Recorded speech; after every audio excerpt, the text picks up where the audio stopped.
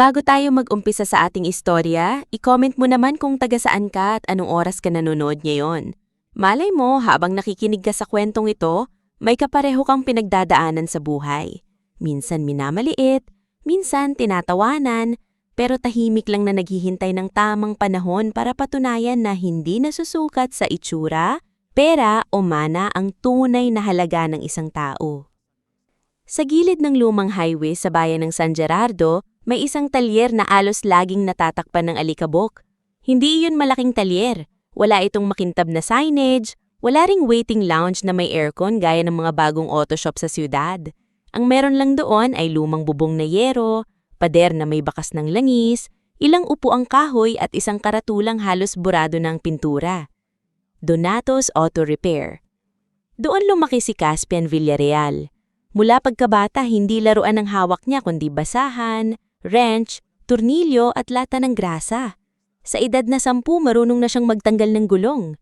Sa edad na 13, kaya na niyang makilala ang tunog ng makina kung palyado bang spark plug o kailangan ng linisin ang carburetor. Sa ibang bata, mabaho ang amoy ng gasolina at langis, pero para kay Caspian, iyon ang amoy ng tahanan. Anak, dahan-dahan lang sa paghawak ng piyesa. Paalala lagi ng kanyang ama na si Donato habang magkatabi silang nakayuko sa ilalim ng hood ng isang lumang pick-up. Ang makina parang tao rin. Kapag pinilit mo nang hindi iniintindi, masisira. Ngumingiti noon si Caspian habang pinupunasan ng pawis sa noo. Parang kayo po, Taya. Kapag pinilit magtrabaho kahit sumasakit ang likod, lalong sumasama ang pakiramdam. Mapapabuntong hininga si Donato pero hindi niya mapigilang matawa. Aba, marunong ka nang sumagot ngayon ah. Payat si Donato, maitim sa araw at maraming piklat sa kamay dahil sa ilang dekadang pagiging mekaniko. Pero sa mata ni Caspian, ang mga kamay ng ama niya ang pinakamatibay na kamay sa buong mundo. Iyon ang mga kamay na bumuhay sa kanya, nagpakain, nagpaaral hanggang high school at nagturo sa kanya kung paano maging marangal kahit kapos sa buhay. Hindi nakilala ni Caspian ang kanyang ina ng matagal. Bata pa siya nang pumanaw ito dahil sa sakit. Kaya si Donato na ang tumayong ama, ina, guro at kaibigan niya. Kahit hirap na hirap sila, hindi kailanman narinig ni Caspian na nagreklamo ang ama niya sa buhay. Tuwing gabi, pagkatapos magsara ang talyer, may isang bagay na laging ginagawa si Donato. Lalapitan niya ang lumang kotse na nakaparada sa pinakadulong bahagi ng garahe. Isang kupas na asul na sasakyan na tila nakalimutan na ng panahon. Luma ang pintura, may kalawang ang gilid, bitak-bitak ang upuan at madalas ay ayaw umandar. Pero hindi iyon pinapabayaan ni Donato. Pinupunasan niya iyon kahit wala namang gagamit. Tinitingnan ng makina kahit hindi naman aalis. Minsan, kinakausap pa niya na parang buhay ang kotse. Tay, bakit hindi na lang natin ibenta yan? Baka may bumili pa kahit pang scrap.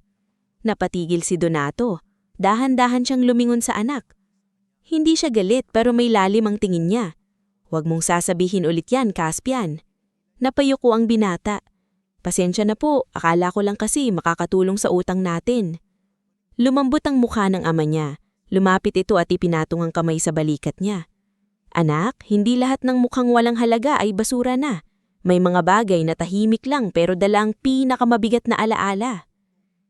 Hindi yun lubos na inintindihan ni Caspian noon. Para sa kanya, lumang kotse lang iyon. Pero mula nung araw na iyon, hindi na niya muling iminungkahin na ibenta ito. Lumipas ang mga taon. Habang lumalaki si Caspian, mas lumalaki rin ang problema ng talyer. Nagbukas ang malalaking auto repair shop sa kabilang bayan. Mas moderno, mas mabilis at mas kilala. Unti-unting kumonte ang kliyente ni Donato. May mga araw na isang jeep lang ang ipinapagawa. May mga araw na wala talaga. Pero kahit ganon, bukas pa rin ang talyer tuwing umaga. Basta may isang taong nagtitiwala sa atin, anak, may dahilan pa tayong magbukas. Si Caspian ang tumutulong sa lahat. Siya ang bumibili ng piyesa sa surplus shop. Siya ang nakikipagtawaran sa may-ari ng junkyard. Siya ang naglilinis ng sahig kapag nagsara na sila. Hindi siya nakapagkolehiyo, hindi dahil ayaw niya, kundi dahil pinili niyang manatili sa ama niya. Madalas siyang kutukahin ng mga kamag-anak nila sa panig ng kanyang ina. May kaya ang pamilyang iyon, may ari-arian, may negosyo at mahilig magpanggap na perpekto sa harap ng ibang tao. Pinakamadalas mangasar ang tiyuhin niyang si Tiberio, Isang lalaking malaki ang tiyan, laging nakapolo at kung magsalita parang lahat ng tao ay empleyado niya. Naku, Caspian! Sabi nito minsang dumalaw sa talyer habang nakatakip ng panyo sa ilong. Hanggang ngayon grasa pa rin ang buhay mo? Sayang ang mukha mo, iho. Kung nag-aral ta sana, baka hindi ka naaamoy gasolina araw-araw. Kasama niya noon ang asawa niyang si Maristela, isang babaeng laging may hawak na mamahaling bag at laging nakakunot ang noo kapag hindi malamig ang lugar. Hayaan mo na, Tiberio, sabi ni Maristela habang tinagmamasdan ang talyer na parang may sakit itong nakakahawa. May mga tao talagang bagay sa lupa. May mga tao namang bagay sa opisina. Narinig yun ni Caspian. Nakayukom lang siya habang hinihigpitan ng tornilyo ng isang makina. Gusto niyang sumagot, pero pinili niyang manahimik. Sa likod niya, lumapit si Donato. Huwag mong kainin ang salita ng ibang tao, bulong ng ama niya. Kung laso ng binibigay, huwag mong lunukin. Tumanggo si Caspian pero ramdam niya ang bigat sa dibdib. Naroon din noon si Zorion, anak ni Tiberio at Maristela. Halos kaedad ni Caspian pero magkaiba ang buhay nila. Si Zorion ay laging nakabrand na damit, may bagong cellphone taon-taon at pinag-aaral sa mamahaling paaralan kahit ilang beses bumagsak. Mahilig itong magyabang. Pinsan, sabi ni Zorion habang nakasandal sa kotse niyang makintab. Kapag nagsawa ka na dyan sa basahan mo, sabihin mo lang, baka gagawin kitang driver. Nagtawanan sina Tiberio at Maristela. Ngumiti lang ng maliit si Caspian. Salamat, pero kaya ko pa naman po. Kaya mo? Ulit ni Zorion. Kaya mong maging mahirap habang buhay? Hindi na sumagot si Caspian. Ngunit ng gabing iyon, habang nag-aayos siya ng mga gamit sa talyer, hindi niya maiwasang mapaupo sa tabi ng lumang asul na kotse. Hinaplos niya ang kupas na hood nito at napabuntong hininga. Tay, sabi niya kay Donato na noon ay nagtitimpla ng kape sa giid. Minsan iniisip ko kung tama ba na nandito lang ako. Baka totoo sila. Baka wala talaga akong mararating. Tumigil si Donato sa paghahalo ng kape. Lumapit siya sa anak at umupo sa lumang bangko. Caspian, tingnan mo ang kotse na yan. Tumingin ang binata sa kupas na sasakyan. Ano ang nakikita mo? Tanong ni Donato. Luma po, sirain. Halos walang halaga. Ngumiti ng malungkot ang ama niya. Iyan ang nakikita ng karamihan. Pero ang mekaniko, hindi lang tumitingin sa pintura. Nakikinig siya sa makina. Tinitingnan niya ang loob. Inaalam niya kung ano pa ang kayang ibigay. Napatingin si Caspian sa ama. Tao rin po ba ang tinutukoy ninyo? Lahat tayo, anak, sagot ni Donato. May mga taong tatawanan ka dahil luma ang damit mo, maliit ang bahay mo o wala kang maipakitang pera. Pero kapag alam mo ang laman ng puso mo, hindi mo kailangang patunayan agad ang sarili mo sa kanila. Iyon ang isa sa mga huling gabing malinaw pang nakapagsalita si Donato ng mahaba. Pagkaraan ng ilang buwan, lumala ang kanyang ubo. Noong una, ayaw niyang magpatingin. Sabi niya, pagod lang. Pero nang minsang himatayin siya habang nagbubuhat ng makina, dinala siya ni Caspian sa ospital sa tulong ni Aling Sabel, ang tindera ng lugaw sa kanto na matagal ng kaibigan ng pamilya. Caspian, anak, sabi ni Aling Sabel habang nasa waiting area sila. Matigas ang ulo ng tatay mo, pero mahal na mahal ka niyan. Huwag mong pabayaan pati sarili mo. Kasama rin sila ni Mang Oryo, matandang pintor ng jeep na may makukulay na tattoo sa braso at laging may dalang maliit na kahon ng pintura. Dati itong katrabaho ni Donato sa isang malaking garahe sa Manila. Ang tatay mo, sabi ni Mang Oryo habang nakatingin sa pinto ng emergency room. Hindi lang basta mekaniko. Maraming mayayaman ang nagtiwala diyan noon, pero pinili niyang tumahimik. May mga sugat kasi ang nakaraan na hindi madaling ikwento. Napatingin si Caspian sa kanya. Anong ibig ninyong sabihin? Umiling si Mang Oryo. Hindi sa akin dapat manggaling, iho. Mas lalo lamang nadagdagan ng tanong sa isip ni Caspian. Nang lumabas ang doktor, bumigat ang mundo niya. Malala na ang sakit ni Donato. Kailangan ng gamutan, Pero malaki ang gastos. Sinubukan ni Caspian umutang. Lumapit siya kina Tiberio kahit labag sa loob niya. Sa sala ng malaking bahay ng tiyo niya, nakaupo si Tiberio habang umiinom ng mamahaling alak. Si Maristela naman ay nag-aayos ng alhasa sa mesa. "Tito," mahinang sabi ni Caspian, "kailangan po ng tatay ko ng tulong. Kahit pautang lang, babayaran ko po paunti-unti." Tinignan siya ni Tiberio mula ulo hanggang paa. "Paano ka magbabayad? Grasa?" Nagsisi rin si Zorio na naroon din. "Ibenta mo na lang yung talyer o kaya yung bulok na kotse. Baka may bumili ng 2,000. Nanikip ang lalamunan ni Caspian. "Hindi po ibebenta ni tatay ang kotse." "Kung ganoon," lamalig na sabi ni Maristela, "huwag kang mamalimos dito."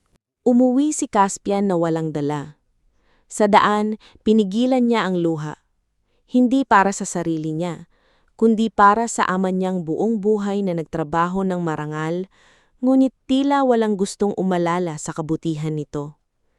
Sa huling linggo ni Donato, halos hindi na ito makabangon. Inilagay ni Caspian ang kama niya malapit sa bukas na bintana ng bahay, nakadikit ng talyer, para marinig pa rin nito ang tunog ng mga dumaraang sasakyan. Isang gabi, tinawag siya ng ama. "Caspian." Lumapit agad siya. "Tay, may masakit po ba?" Mahina ang hininga ni Donato, pero malinaw ang mga mata niya. "Pakinggan mo ako.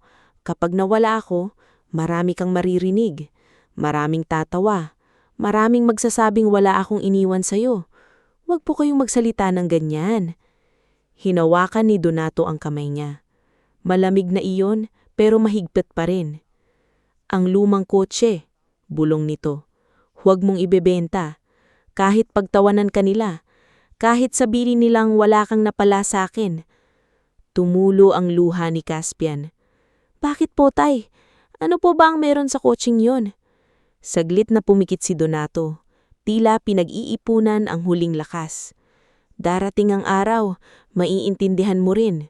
Pero bago iyon, kailangan mo munang matutunan kung sino ang tunay na kakampi mo."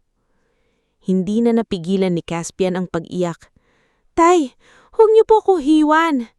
Ngumiti ng mahina si Donato. "Hindi kita iiwan, anak. Nasa bawat tamang gagawin mo ako." Kinabukasan, pumanaw si Donato. Tahimik ang buong talyer noong araw ng burol. Ang dating puno ng tunog ng martilyo at makina ay napalitan ng dasal, hikbi, at mabibigat na buntong hininga. Dumating sina Aling Sabel na dala ang malaking kaldero ng lugaw para sa mga nakikiramay. Dumating si Mang Oryo na hindi nagsasalita ng matagal, nakaupo lang sa tabi ng kabaong habang hawak ang lumang sombrero. Dumating din si Liora, matalik na kaibigan ni Caspian mula pagkabata, na ngayon ay nagtatrabaho bilang clerk sa munisipyo. "Caspian," marahan niyang sabi habang inaabot ang isang basong tubig, "kumain ka muna." "Hindi ako gutom." "Alam ko, pero kailangan mong tumayo. Hindi gugustuhin ni Mang Donato na bumagsak ka." Tumingin si Caspian sa kanya. Sa lahat ng tao roon, si Liora lang ang hindi nagtanong kung may iniwang pera ang ama niya.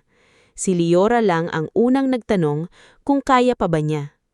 Maya-maya, dumating ang pamilya ni Tiberio. Nakaitim sila, pero mas mukha silang dadalo sa business meeting kaysa makikiramay. Si Maristela ay may suot pang perlas. Si Zorio naman ay panay tingin sa cellphone. "Nakakalungkot naman," sabi ni Maristela habang nakatingin sa kabaong ni Donato. "Pero sana man lang may naipon siya para sa anak niya." Narinig iyon ni Aling Sabel at napairap. "May mga taong ang iniipon ay kabutihan, hindi yabang." Napatingin si Maristela sa kanya. "Excuse me?" Lumapit si Caspian bago pa lumala ang usapan. "Aling Sabel, ayos lang po." Pero hindi ayos. Ramdam niyang kahit sa harap ng kabaong ng ama niya, minamaliit pa rin sila. Pagkatapos ng libing, ipinatawag silang lahat ni Attorney Belmoro sa maliit nitong opisina malapit sa munisipyo. Matanda na ang abogado, may makapal na salamin, at kilalang bilang tahimik ngunit patas.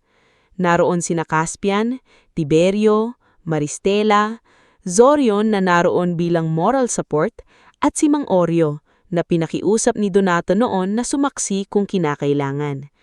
Binuksan ni Attorney Belmoro ang sobre. Ang huling habilin ni Donato Villarreal ay simple ngunit malinaw. Umayos ng upo si Tiberio, halatang umaasang may mababanggit na lupa, pera o kahit ano na maaari niyang pakialaman.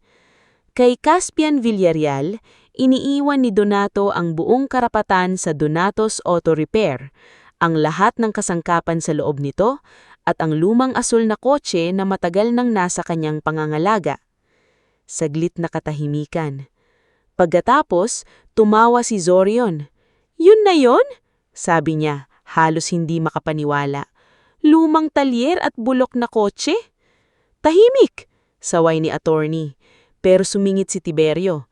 "Attorney, wala na bang iba? Bank account, lupa, insurance?" "Wala nang nakasaad dito para sa inyo," sagot ng abogado. Namula ang mukha ni Tiberio, hindi sa hiya kundi sa inis. Si Maristela naman ay numingis kay Caspian. "Kawawa ka naman, akala ko pa man may lihim na yaman ng tatay mo. Kotse lang pala." Si Zorion ay sumandal sa upuan. "Pinsan, bagay sa'yo, lumang kotse para sa lumang pangarap." Napayuko si Caspian. Naririnig niya ang bawat tawa, bawat salita na parang kutsilyong marahang idinidiin sa dibdib niya.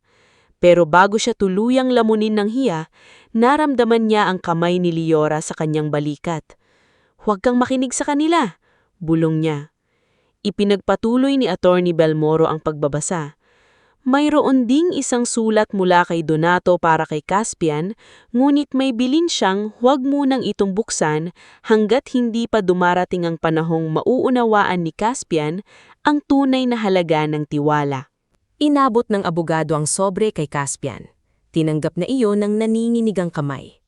Paglabas nila ng opisina, agad siyang hinarang ni Tiberio. "Caspian, mag-usap tayo ng praktikal. Ibigay mo na sa akin ang talyer. Babayaran kita ng kaunti. Yang kotse, ipa-junk mo na." Hindi sumagot agad si Caspian. "Wala ka ng ama," dagdag ni Tiberio. "Wala kang pera. Wala kang kakayahan. Huwag ka nang magpanggap na kaya mong buhayin ang iniwan niya."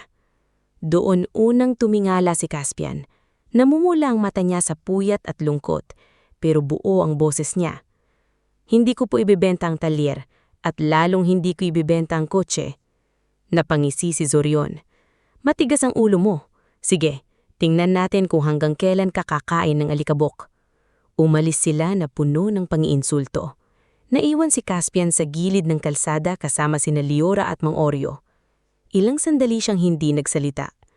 Hawak niya ang sobre ng ama niya na parang huling init ng kamay nito. "Uuwi na tayo?" tanong ni Liora. Tumanggo si Caspian. "Oo, sa talyer." Pagdating nila madilim na. Umuulan ng mahina at tumutulo ang tubig sa ilang butas ng bubong. Sa dulo ng garahe, nandoon ang lumang asul na kotse. Tahimik, kupas, parang wala talagang maipagmamalaki. Lumapit si Caspian at ipinatong ang palad sa hood nito. "Tay," mahina niyang sabi, "hindi ko alam kung bakit ito ang iniwan ninyo sa akin. Hindi ko alam kung paano ako magsisimula bukas. Pero pangako, hindi ko tatalikuran ang talyer. Hindi ko ibebenta ang kotse at hindi ko hahayaang ang tawa nila ang maging huling kwento tungkol sa inyo." Sa likod niya, tahimik na nataluha si Liora. Si Mang Oryo naman ay tumingin sa lumang kotse na parang may alam siyang matagal nang pilit kinalilimutan. Sa gabing iyon, habang patuloy ang ulan at habang ang buong bayan ay walang pakialam sa isang binatang naiwan sa alikabok ng pamilya, nagsimula ang unang hakbang ni Caspian. Hindi patungo sa ayamanan, hindi patungo sa paghihiganti, kundi tungo sa pagunawa kung bakit ang isang lumang kotse ang naging huling pamana ng amang minahal niya ng higit sa lahat. Bago tayo magpatuloy sa ating istorya, i-comment mo muna kung taga-saan ka at anong oras ka nanonood ngayon. Minsan, habang nakikinig tayo sa kwento ng ibang tao, may parte tayong nakikita sa sarili natin. Yung parte na tahimik lang lumalaban kahit minamaliit. Yung parte na umaasa pa rin kahit parang wala nang natitira. At yung parte na naniniwalang may dahilan kung bakit tayo hindi basta-basta sumusuko. Kinabukasan, matapos ang gabing umulan sa talyer, maagang nagising si Caspian. Hindi dahil nakapagpahinga siya, kundi dahil halos hindi siya nakatulog. Nasa maliit na mesa sa tabi ng kama niya ang sobre mula kay Donato. Buong gabi niya itong tinitigan pero hindi niya binuksan. Malinaw ang bilin ng ama niya sa testamento. Huwag muna itong buksan hanggat hindi niya nauunawaan ang tunay na halaga ng tiwala. Hindi niya alam kung paano susukatin ng ganoong bagay. Hindi iyon gaya ng piyesa na pwedeng timbangin o makina na pwedeng buksan para hanapin ang sira. Ang tiwala, parang hangin, hindi mo nakikita pero kapag nawala, hirap kang huminga. Dahan-dahan siyang bumangon. Sa labas ng maliit nilang bahay na kadikit sa talyer, amoy lupa pa rin ang paligid dahil sa ulan kagabi. May tumutulong tubig mula sa butas ng bubong. Sa garahe, tahimik na nakaparada ang lumang asul na kotse. Kupas pa rin, marumi pa rin, parang wala pa ring halaga sa mata ng ibang tao. Lumapit si Caspian at pinunasan ng hood gamit ang lumang basahan. "Tay," mahina niyang sabi, "hindi ko alam kung bakit ito ang iniwan ninyo sa akin. Pero pangako, simula ngayon, ako na lang ang magbubukas ng talyer." Ngunit hindi ganoon kadali ang buhay. Ilang araw pa lang mula nung ilibing si Donato, nagsimula nang dumating ang mga naniningil.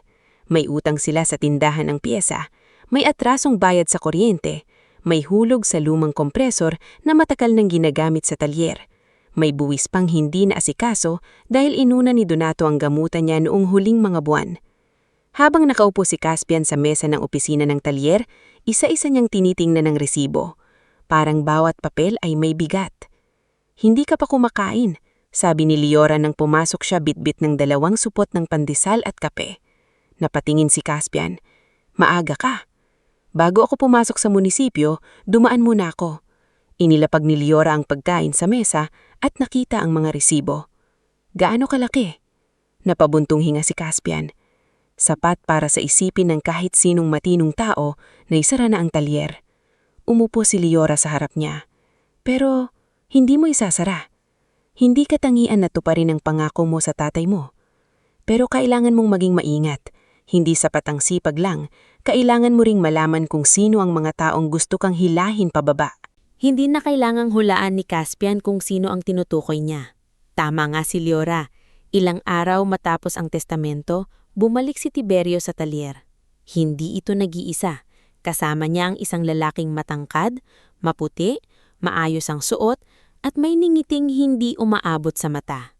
Ipinakilala niya ito bilang si Ravel Monteclaro, isang developer na bumibili raw ng mga lumang lote sa San Gerardo para gawing commercial spaces.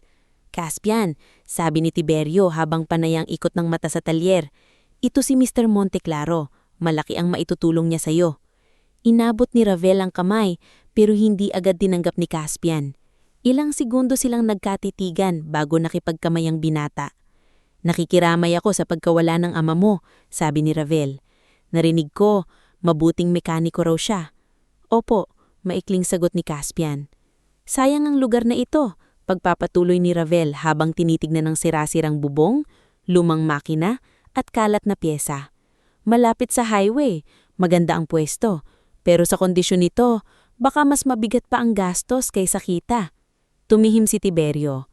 "Kaya nga naisip namin, praktikal na kung ibenta mo na lang, makakaalis sa utang, makakapagsimula ka sa ibang bagay." "Magkano ang offer ninyo?" tanong ni Caspian. Hindi dahil interesado siya, kundi dahil gusto niyang malaman kung gaano kababa ang tingin nila sa pamana ng ama niya. Ngumiti si Ravel at naglabas ng folder. Nang makita ni Caspian ng halaga, napakunot ang noon niya. Hindi man lang sapat para mabayaran ang lahat ng utang at makapagsimula ng bago. "Ito lang?" tanong niya. "Para sa kasulukuyang estado ng lupa at gusali," sagot ni Ravel, "makatarungan na yan." Hindi napigilan ni Caspian ng mahinang tawa. "Makatarungan para kanino?" Nagbago ang ekspresyon ni Tiberio. "Huwag kang mayabang, Caspian. Wala kang ibang pagpipilian." "Meron po," sabi ni Caspian. "Hindi ko ibebenta." Nawala ang ngiti ni Ravel, pero sandali lang. Mabilis niya itong ibinalik, parang sanay siyang magtago ng inis. "Pag-isipan mo," sabi niya. Minsan ang sentimental value, hindi nakakabayad ng utang. Pagkaalis nila, nanatiling nakatayo si Caspian sa gitna ng talyer. Alam niyang hindi iyon ang huling pagbisita nila.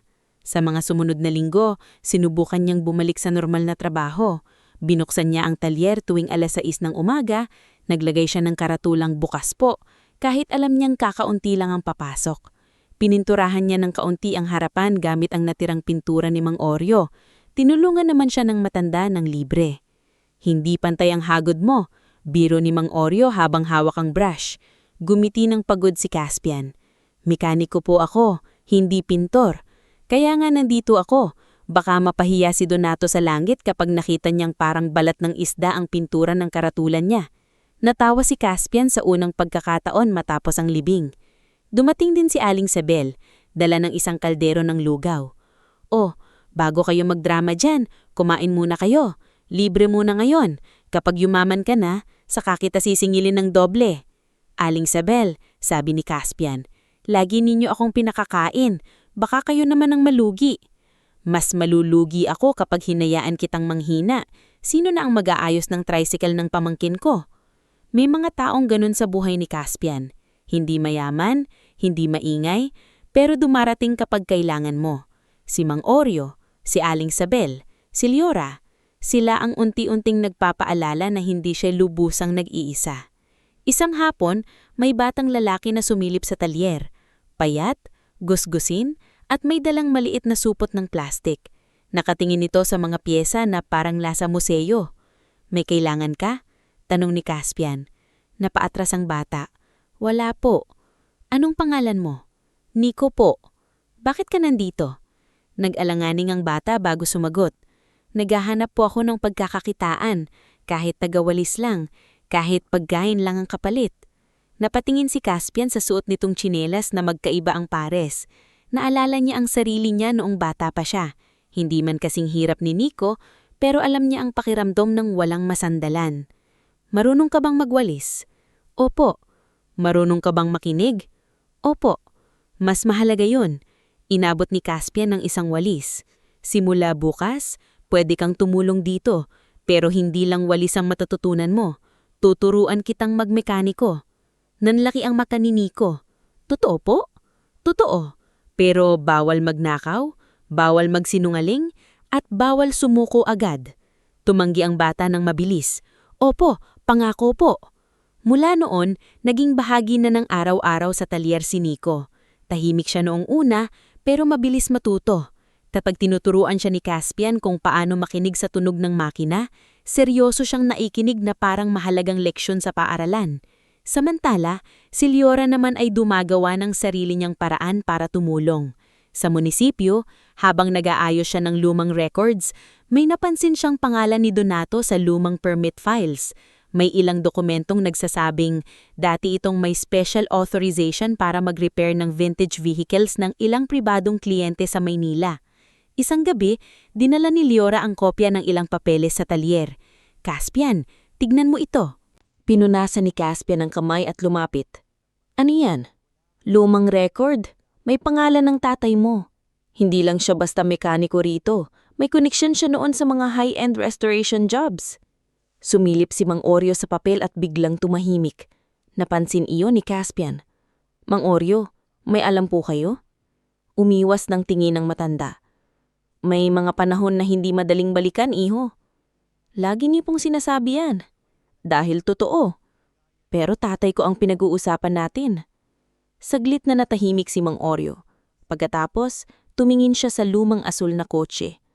May mga taong nagtiwala sa kanya noon, mayayamang tao, pero may nangyaring gulo. Simula noon, dinala niya rito ang kotseng yan at hindi na niya binitiwan. Bumilis ang tibok ng puso ni Caspian. Anong gulo? Bago pa makasagot si Mang Oryo, may dumating na customer. Naputol ang usapan. Ngulit mula ng gabing iyon, iba na ang tingin ni Caspian sa lumang kotse. Hindi na lang ito alaala ng ama niya. May dala itong lihim. Ilang araw ang lumipas, dumating ang anibersaryo ng Barangay San Gerardo. Taon-taon may maliit na parada, paligsahan ng pagkain, tugtugan at display ng mga lumang sasakyan sa plaza. Noong buhay pa si Donato, pangarap niyang maisali ang asul na kotse kapag naayos na ito. Hindi iyon natupad, kaya nang imbitahan ni Kapitana Danica si Caspian na magdala ng kahit isang sasakyan mula sa talyer, nagdalawang isip siya. Hindi pa maayos yon, sabi niya kay Liora habang nakatingin sa kotse. Pero umaandar na, sagot ni Liora. Minsan. Caspian, hindi mo kailangang dalhin para magyabang. Dalhin mo dahil pangarap iyon ng tatay mo. Kaya kahit kabado, inayos ni Caspian ang lumang kotse sa abot ng makakaya niya. Nilinis niya ang windshield, kinabit ang mas maayos na gulong mula sa surplus, pinunasan ni Nico ang upuan. Pinahira ni Mang Oreo ng kaunting wax ang kupas na pintura, kahit sinabi nitong hindi na nito may tatago ang edad niya, pero kahit papaano mukhang siyang lumalaban. Dumating ang araw ng anibersaryo. Mabagal man, napaandar ni Caspian ang kotse papunta sa plaza. Kasama niya si Nico sa passenger seat habang sina Liora, Mang Oreo at Aling Sabel ay sumunod sakay ng tricycle. Pagdating nila, agad na napatingin ang mga tao. May ilang ngumiti, may ilang natuwa dahil vintage ang dating, pero may ilang ding tumawa, lalo na nang makita ni Zorion at mga kaibigan nito ang sasakyan. Aba! Sigaw ni Zorion mula sa tabi ng makintab niyang bagong kotse. Akala ko exhibit ng vintage cars, hindi junk shop. Nagtawanan ang barkada niya. Dumating din sina Tiberio at Maristela, suot ang pinakamamahaling damit nila na tila ayaw madapuan ng alikabok. Caspian, sabi ni Maristela habang tinatakpan ng ilong, dinala mo talaga yan dito? Hindi ka ba nahihiya? Pamana po ito ng tatay ko, mahinaong sagot ni Caspian. Pamana? Tawa ni Zorion. Kung ako ang tatay mo, mahihiya akong yan lang ang iiwan ko. Napatigil si Caspian. Napansin ni Liora ang padigting ng panga niya. Zorion, matalim na sabi ni Liora, may patay na taong kasama sa pangiinsulto mo. Matuto kang rumespeto. Relax, sagot ni Zorion. Nagbibiro lang. Pero hindi biro iyon para kay Caspian. Bawat tawa nila ay parang inuulit ang araw ng testamento. Ang kaibahan lang, ngayon mas maraming tao ang nakatingin. Lumapit si Kapitana Danica, isang babaeng kilala sa pagiging direktong magsalita. Caspian, okay ka lang? Opo, Kapitana. Kung may mga aasar pa sa'yo, sabihin mo sa'kin, ha? Hindi porke anibersaryo ngayon ay libre silang maging bastos. Tumanggo si Caspian. Salamat po. Sinubukan niyang huwag pansinin ang pangungutya, pero nang ipaparada niya na kay niya ang kotse sa gilid, biglang umusok ng kaunti ang makina. May sumingaw na init sa bahagi ng hood. Ayan na, sigaw ni Zorion. Nasira na ang alamat. Nagtawanan na naman ang mga tao sa paligid. Kahit ang ibang hindi nakakakilala kay Caspian ay napatingin at napangiti. Mabilis na bumaba si Caspian. Nico, kunin mo ang toolbox. Opo.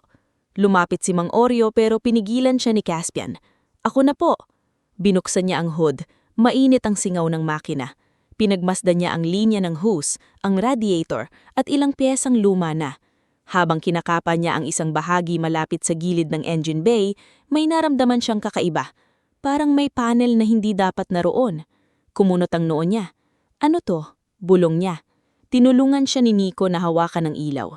Kuya Caspian, may maluwag po. May maliit na metal plate sa ilalim ng bahagi ng hood na tatakpan ng lumang grasa at alikabok. Akala niya nung una ay reinforcement lang iyon, pero nang hinala niya ng bahagna, gumalaw ito. May nakatagong tornilyo sa gilid. Kinuha niya ang screwdriver.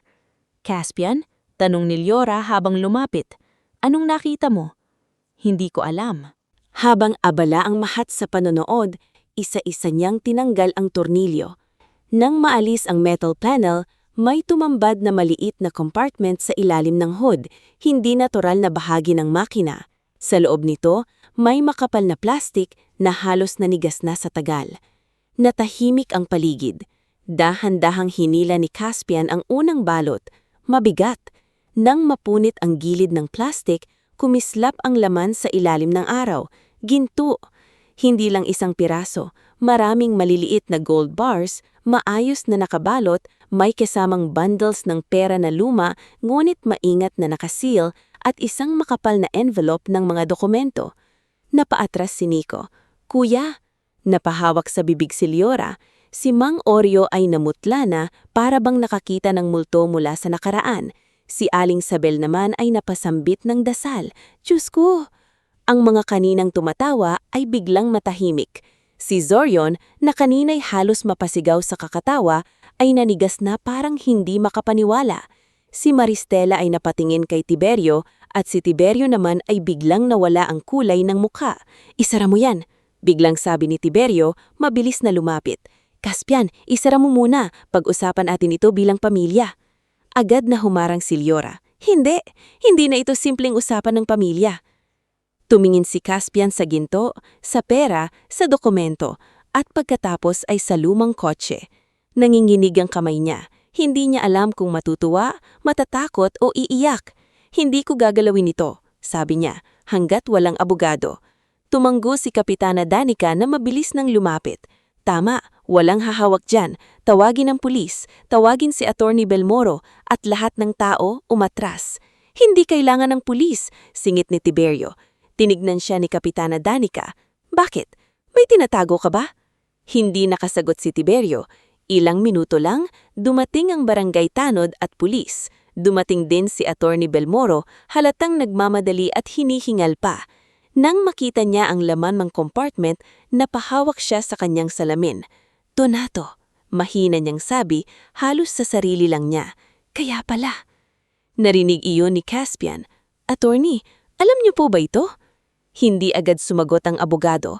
Kinuha niya ang envelope gamit ang gloves na ibinigay ng pulis at sinilip ang unang dokumento. Nandoon ang pangalan ng isang tao, Aurelio Fuentebella. May nakaalikip na notarized trust document, lumang bank certification at ilang papeles na may pirma ni Donato bilang custodian. "Caspian," seryosong sabi ni Attorney Belmoro, "hindi ito basta pera, hindi ito basta ginto. Mukhang bahagi ito ng isang legal na trust na matagal nang itinago ng ama mo para protektahan." "Protektahan mula kanino?" tanong ni Caspian. Hindi pa nakakasagot ang abogado nang mapansin ni Caspian si Ravel Monteclaro sa di kalayuan. Naroon pala ito, nakatayo malapit sa isang itim na sasakyan. Hindi siya lumalapit, hindi rin siya nagsasalita, pero ang mukha niya ay hindi mukha ng taong nagulat. Mukha siyang taong nawalan ng isang bagay na matagal niyang hinahanap. Nagtagpo ang mga mata nila ni Caspian. Ngumiti ng kaunti si Ravel pero malamig iyon. Pagkatapos ay sumakay siya sa kotse at umalis.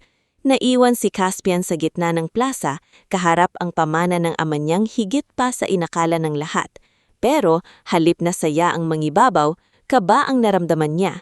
Dahil malinaw sa kanya ang isang bagay, ang lumang kotse ay hindi lang naglalaman ng kayamanan, may dala itong lihim at may mga taong handang gawin ang lahat para makuha iyon bago pa niya tuluyang malaman ang buong katotohanan. Bago tayo magpatuloy sa ating istorya, i-comment mo muna kung taga saan ka at anong oras ka nanunood ngayon. Habang nagpapatuloy ang kwento ni Caspian, tandaan natin na hindi lahat ng kayamanan na dumarating sa buhay ay para lang magpabago ng bahay, damit o pangalan. Minsan, ang tunay na pagsubok ay nagsisimula hindi kapag wala ka ng hawak, kundi bigla kang binigyan ng pagkakataon na magkaroon ng kapangyarihan at kailangan mong piliin kung gagamitin mo ba ito para sa yabang, paghihiganti o kabutihan. Mula nung nabuksan ni Caspian ang nakatagong compartment sa ilalim ng lumang asul na kotse, hindi na naging tahimik ang bayan ng San Gerardo. Ang dating talyer na halos hindi pinapansin ng mga tao ay biglang naging laman ng usapan sa palengke, sa terminal, sa munisipyo at maging sa maliit na karinderya ni Aling Sabel.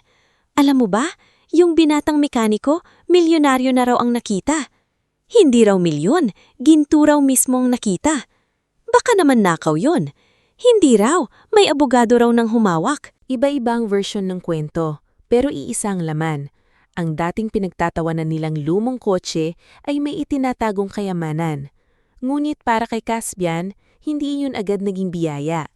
Mas naging mabigat ang mga araw pagkatapos ng nangyari. Hindi niya basta may uwi ang pera. Hindi niya basta mahahawakan ng ginto. Sa payo ni Attorney Belmoro at sa tulong ni Kapitana Danica, inilagay muna sa kustudiya ng bangko at korte ang lahat ng nakuha mula sa kotse habang sinusuri ang mga dokumento. May mga pulis na kumuha ng larawan, may mga eksperto na tumingin sa authenticity ng gold bars, at may mga legal officer na isa-isang nagbasa ng mga papeles na nakapangalan sa yumaong si Aurelio Fuentebella. Sa loob ng ilang linggo, halos araw-araw pumupunta si Caspian sa opisina ni Attorney Belmoro. "Attorney?" tanong niya isang hapon habang magkatapat sila sa lumang mesa ng abogado. "Ibig sabihin po ba nito, hindi talaga sa amin ang lahat ng iyon?" Inalis ni Attorney Belmoro ang salamin niya at pinunasan ito. "Hindi ganon kasimple, Caspian. May trust document na nagsasabing ang ama mo ang naging tagapag-ingat. May mga pirma at notaryo. May bahagi rito na malinaw na inilaan bilang kabayaran sa serbisyo at panganib na tinanggap ni Donato. Pero may bahagi ring may kaugnayan sa pamilya Fuentebella. Kaya hindi ko pwedeng galawin lahat." "Tama, at mabuti na iyon ang unang pumasok sa isip mo." Napabuntong hininga si Caspian. Akala ng mga tao, mayaman na ako kinabukasan. Ang mga tao, mabilis gumawa ng kwento kapag hindi nila dala ang bigat ng katotohanan, sagot ni Attorney Belmoro. "Ang mahalaga, hindi ka nagpasilaw."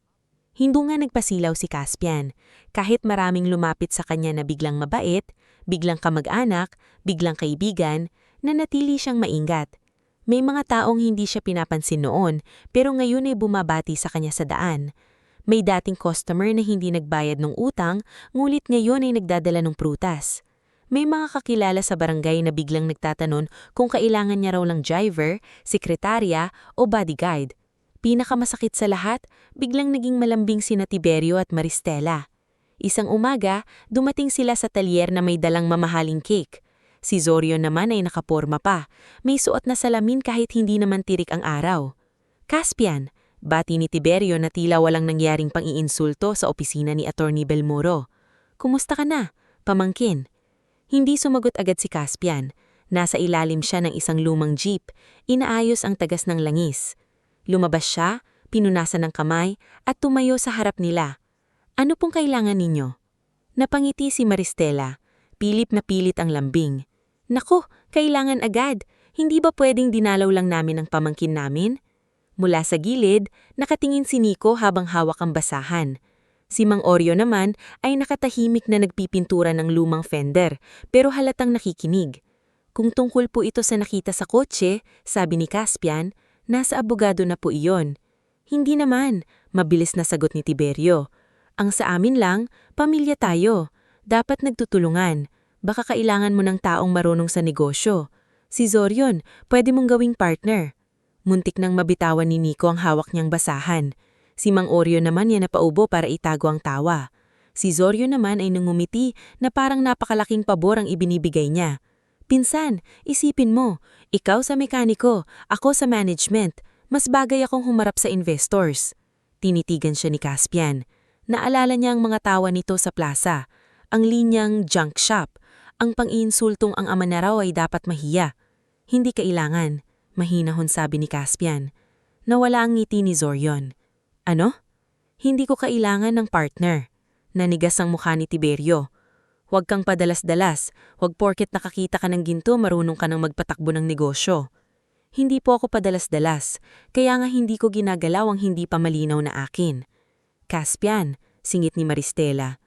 "Huwag kang magmataas. Kami pa rin ang pamilya mo." Doon siya napangiting ng malungkot. "Nung humihingi ako ng tulong para sa gamot ni tatay, pamilya rin po ba tayo noon?" Walang nakasagot. Ilang sandali silang nagkatinginan, hanggang sa inis na kinuha ni Maristela ang cake at bumalik sa kotse. "Tara na, nag-aaksisin lang tayo ng oras." Umalis sila nang walang napala. Pagkaalis nila, lumapit si Aling Sabel na may bitbit na kaldero ng lugaw. Hindi niya napigilan ng ngiti. "Aba, sayang ang cake. Dapat iniwan man lang ang pang-cake." Natawa si Nico. Kahit si Caspian, napailing habang numingiti. Ngumit hindi puro gaan ang sumunod na mga buwan. Mas dumami ang tanong kaysa sagot. Sino talaga si Aurelio Fuentebella? Bakit ipinagkatiwala kay Donato ang ganong kalaking halaga? At bakit si Ravel Monteclaro ay naroon sa plaza noong araw na natuklasan ng ginto, na tila matagal na niyang hinahanap iyon? Naging masiga si Liora sa paghahanap ng lumang records, sa munisipyo, sa lumang archives, at maging sa mga lumang dyaryo sa library ng bayan, hinanap ang pangalan ni Aurelio Fuentebella. Isang gabi, dumating siya sa talyer na may dalang folder at halatang puyat. Caspian, Sabi niya, may nakita ako. Nasa opisina sila ng talyer. Naroon din si Mang Oreo, si Atty. Belmoro at si Nico na tahimik na nakaupo sa gilid kahit hindi niya gaanong naiintindihan ng usapan. Inilatag ni Liora ang ilang photocopy ng lumang dyaryo. Sa headline, nakasulat ang tungkol sa pagkamatay ni Aurelio Fuentebella, isang negosyanteng may-ari ng ilang warehouse, lupa at transport business noon sa Maynila. Ayon sa balita, namatay ito sa isang aksidenteng sasakyan mahigit 20 taon na ang nakalipas. Ngunit bago siya namatay, may usaping na nawawalang pondo at ginto sa kanyang kumpanya. Dito lumalabas ang pangalan ng pamilya Monteclaro, paliwanag ni Liora. Ang ama ni Ravel, si Severino Monteclaro, dating business partner ni Aurelio. Siya ang pumalit sa ilang ari-arian matapos mamatay si Aurelio. Kumunot ang noo ni Caspian. At si tatay? Tahimik na kinuha ni Mang Oreo ang isang papel. Matagal niyang tinitigan ng lumang litrato sa dyaryo. Si Donato, mas bata, nakatayo sa tabi ng isang vintage car kasama si Aurelio. Ayoko sanang magsalita hanggat hindi sigurado, mahina niyang sabi. Pero mukhang panahon na. Lahat sila ay napatingin sa kanya. Si Donato, pagpapatuloy ni Mang Oreo, ay hindi ordinaryong mekaniko noon. Siya ang pinagkakatiwalaan ni Aurelio sa mga sasakyang mahalaga. Hindi dahil magaling lang siya sa makina, kundi dahil hindi siya nabibili. Noong may naamoy si Aurelio na pandaraya sa kumpanya, may ilang kahon siyang ipinabantay sa taday mo. Sabi niya, pansamantala lang, pero bago niya mabawi, namatay siya. Bakit hindi sinabi ni tatay? Tanong ni Caspian, halos pabulong. Dahil delikado, maraming taong makapangyarihan ng sangkot at nang magsimulang hanapin ng mga iyon ng nawawalang kayamanan, nagtago si Donato rito sa San Gerardo. Itinago niya ang lahat sa lugar na walang mag-aakala. Sa kotsen akala ng lahat ay bulok. Napaupo si Caspian, parang may gumuhong pader sa isip niya. Buong buhay niya ang alam niya ay simpleng mekaniko lang ang kanyang ama. Mabuti, marangal, mahirap. Pero ngayon, unti-unti niyang nakikita na may pasan pala itong lihim na hindi niya kailanman ibinahagi. Bakit niya akong hinayaang lumaki sa hirap kung alam niyang may ganoon sa kotse? Walang agad nakasagot, hanggang si Atty. Belmoro ang nagsalita. Dahil hindi niya iyon itinuring na kanya, at dahil alam niyang kapag nagkamali siya ng kilos, hindi lang siya ang mapahamak, pati ikaw. Tumahimik si Caspian. Masakit nan, may bigat ang katotohanan iyon. Hindi nagdamot ang ama niya. Nag-ingat ito. Hindi siya pinahirapan ni Donato para pahirapan. Pinili lang nitong protektahan siya sa paraang alam nito. Matapos ma-verify ang mga dokumento, naglabas ng desisyon ng korte para payagan si Caspian na gamitin ng bahaging malinaw na nakalaan kay Donato at sa kanyang pamilya bilang legal compensation sa pagiging custodian ng trust. Hindi iyon kasing laki ng inaakala ng mga tsismoso sa bayan, pero sapat iyon para baguhin ng takbo ng buhay niya kung gagamitin ng tama. At ginamit niya iyon ng tama. Una niyang binayaran ang lahat ng utang ng talyer. Isa-isa niyang pinuntahan ang tindahan ng pyesa, ang electric company, ang may-ari ng lumang kompresor at ang ilang taong inutangan ni Donato noong panahon ng gamutan. Hindi siya nagpadala ng tao, siya mismo ang pumunta. Sa tindahan ng pyesa, napaiyak ang matandang may-ari na si Mang Brando nang binayaran ni Caspian ng matagal ng utang. Ayoko na nga sanang sinisingil yang sa tatay mo noon. Mabait si Donato. Alam kong nahirapan lang. Utang pa rin po iyon at ayokong magsimula ng may bit-bit na pagkakulang. Pagkatapos, inayos niya ang bubong ng talyer, pinalitan ng sirang ilaw, nagpagawa ng maayos na drainage para hindi nababahain kapag umuulan. Binilhan niya ng bagong tools sina Mang Oreo at Nico. Naglagay siya ng maliit na opisina kung saan pwedeng maghintay ang customer nang hindi nakatayo sa init. Ngunit hindi niya ginawang sosyal ang lugar. Hindi niya tinanggal ang lumang karatula ni Donato. Sa halip, inilinis niya ito, pinaayos ang kahoy at nilagyan ng bagong letra sa ilalim. Donato Motor Restoration, talyer ng tiwala at pagbangon. Nang makita ni Mang Oreo ang bagong karatula, matagal itong hindi nagsalita. Ano po? Tanong ni Caspian. Pangit ba? Umiling ang matanda, pinipigilan ng luha. Kung buhay ang tatay mo, sasabihin niyang masyado kang dramatic, pero siguradong proud iyon. Hindi lang talyer ang binago ni Caspian. Sinimulan niya ang maliit na programa para sa mga kabataang gustong matuto ng mekaniko, ngunit walang pambayad sa training. Hindi pa iyon formal na paaralan, ngunit tuwing Sabado, nagditipo ng ilang kabataan sa garahe. Tinuturuan sila ni Caspian ng basic tools, safety, engine parts at higit sa lahat, disiplina. Si Nico ang unang naging apprentice. Kuya Caspian, anong nito isang hapon habang pinagmamasdan ng bagong toolbox na may pangalan niya? Akin po talaga ito? Hindi niyo po babawiin. Bakit ko babawiin? Kasi dati po kapag may nagbibigay sa akin, may kapalit. Napahinto si Caspian. Lumuhod siya ng bahagya para magpantay ang tingin nila. Dito, ang kapalit lang ay sipag at katapatan. Hindi mo kailangang matakot. Napayuko si Nico at kahit pilit niyang tinatago, tumulo ang luha niya. Si Aling Sabel naman ay hindi nakalimutan ni Caspian. Sa tabi ng talyer, may maliit na bakanting pwesto na dating tambakan ng sirang gulong. Pinagawa niya yon bilang maayos na karenderya. May bubong, mahabang mesa at maliit na kusina. Nang makita yon ni Aling Sabel, napasigaw siya. "Ay, Caspian! Ano ito?" "Karenderya ninyo po." "Akin?" "Oto, pero bawal nyo na akong pakainin ng libre araw-araw. Magbabayad na ako." Hinampas siya ni Aling Sabel sa braso, pero umiiyak ito habang tumatawa. "Bata ka talaga, pinaiyak mo ako nang wala sa oras." Si Liora naman ay naging mas madalas sa talyer pagkatapos ng trabaho. Tinutulungan niya si Caspian sa papeles, permits, listahan ng scholars at komunikasyon kay Ate Belmoro. Hindi man nila sinasabi ng lantaran, napapansin ng lahat na iba ang tinginan nila. May pag-aalaga na hindi kailangang ipagsigawan. Isang gabi, habang nagsasara sila ng opisina, sinabi ni Liora, "Nagbago na ang buhay mo." Tumingin si Caspian sa bagong ayos na garahe, sa karenderyang may ilaw, sa batang si Nico na natutulog sa bangko matapos mapagod sa training, at sa lumang asul na kotse na ngayon ay nakatago sa loob ng secured storage ng talyer. "Oo," sagot niya. "Pero natatakot ako." "Saan?" "Na baka hindi ko kayanin ng responsibilidad, na baka hindi ko maprotektahan ang ipinaglaban ni tatay." Mahinang ngumiti si Liora. "Natatakot ka dahil seryoso ka. Iyon ang dahilan kung bakit ikaw ang dapat humawak nito." Ngunit habang unti-unting umaayos ang buhay ni Caspian, unti-unti ring dumidilim ang plano ng mga taong naiinggit at natatakot sa katotohanan. Sa malaking opisina ni Ravel Monteclaro, nakatayo si Tiberio sa harap ng mesa nito. Naroon din si Zorion, tahimik at halatang naiilang. "Hindi na natin kayang bulahin," inis na sabi ni Tiberio. Ayaw niyang makipag-partner, ayaw niyang ibenta ang lupa, at ngayon minamahal pa siya ng mga tao. Nakasandal si Ravel sa upuan habang hawak ang kopya ng lumang balita tungkol kay Aurelio Fuentebella. "Hindi ang pera ang problema," malamig niyang sabi. "Ang dokumento ang problema.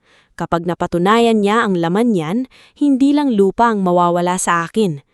"Anong gusto mong gawin?" tanong ni Zorion. Tumingin si Ravel sa kanya. "Hanapin ninyo kung saan niya itinatago ang mga kopya. Lahat ng ebidensya, lahat ng koneksyon sa Fuentebella, bago pa niya mahanap ang natitirang pamilya." Kinabukasan, nagsimulang kumalat ang bagong chismis. Sinasabi ni Maristela sa mga kapitbahay na baka raw ninakaw ni Donato ang ginto.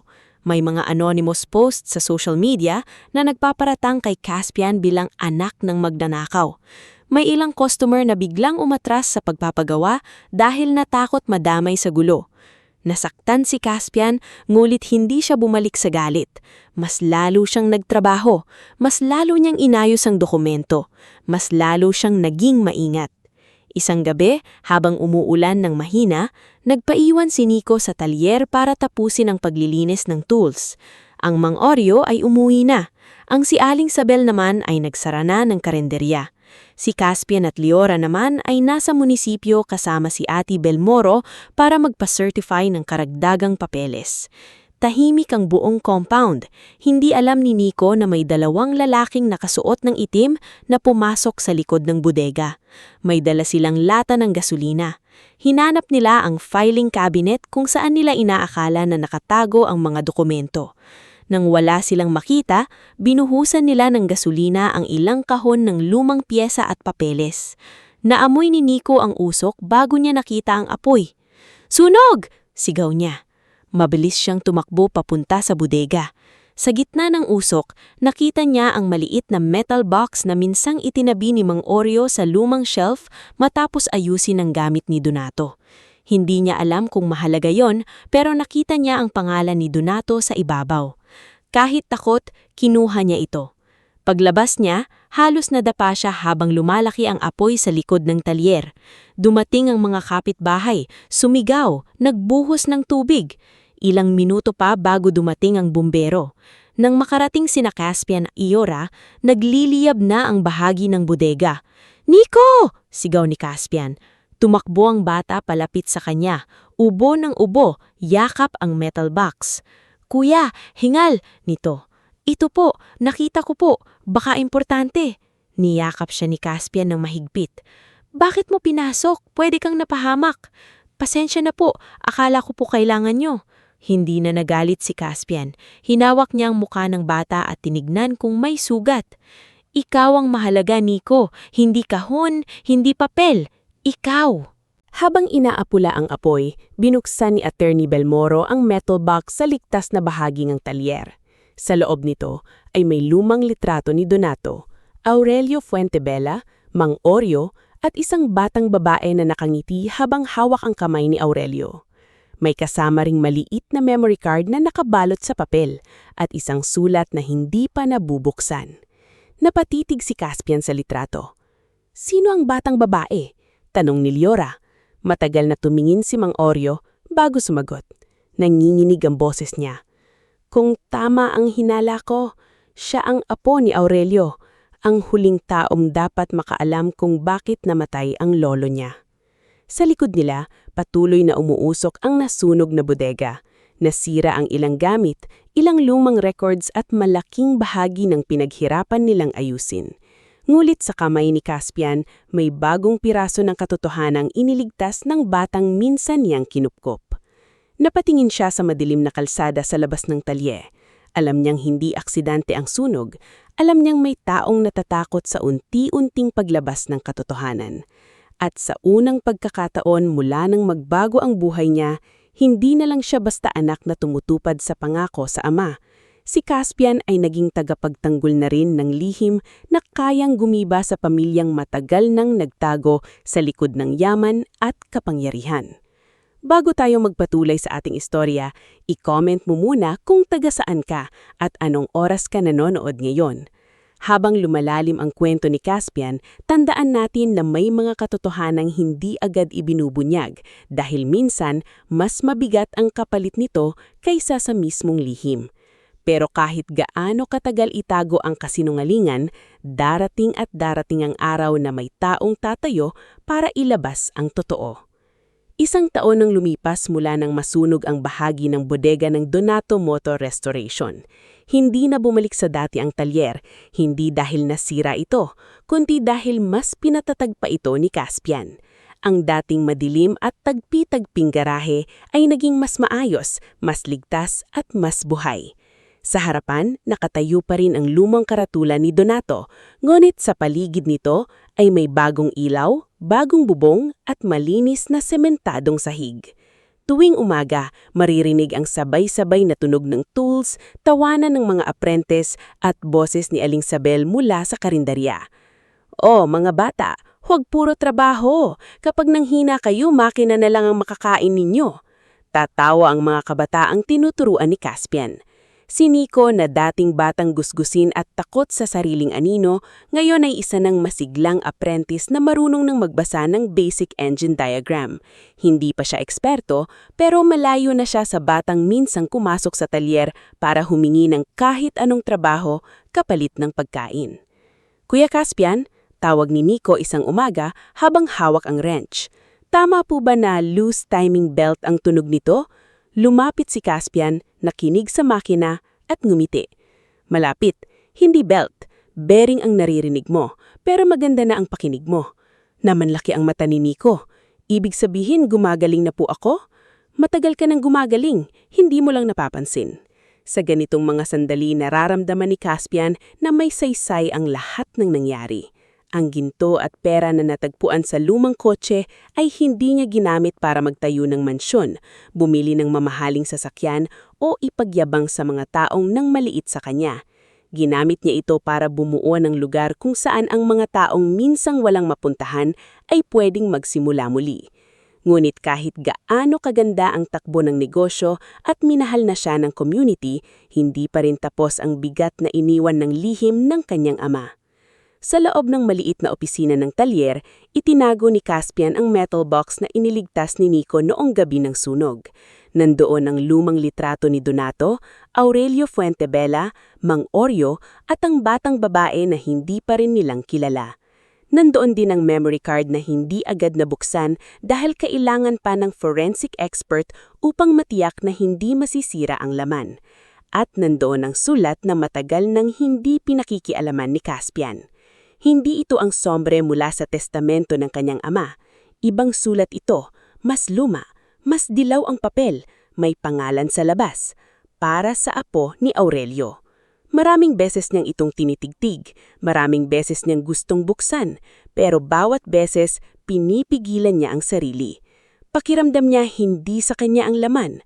Isang hapon habang papalubog ang araw, dumating sa talyer ang isang babae na hindi pamilyar sa kanila. Maayos ang pananamit, simple ngunit elegante. Nakapusod ang mahabang buhok, may dalang leather folder at may mga matang tila matagal nang naghahanap ng sagot. Magandang hapon, sabi niya sa isang apprentice. Hinahanap ko si Caspian Villarreal. Napatingin si Nico mula sa inaayos niyang motor. Kuya Caspian, may naghahanap sa inyo.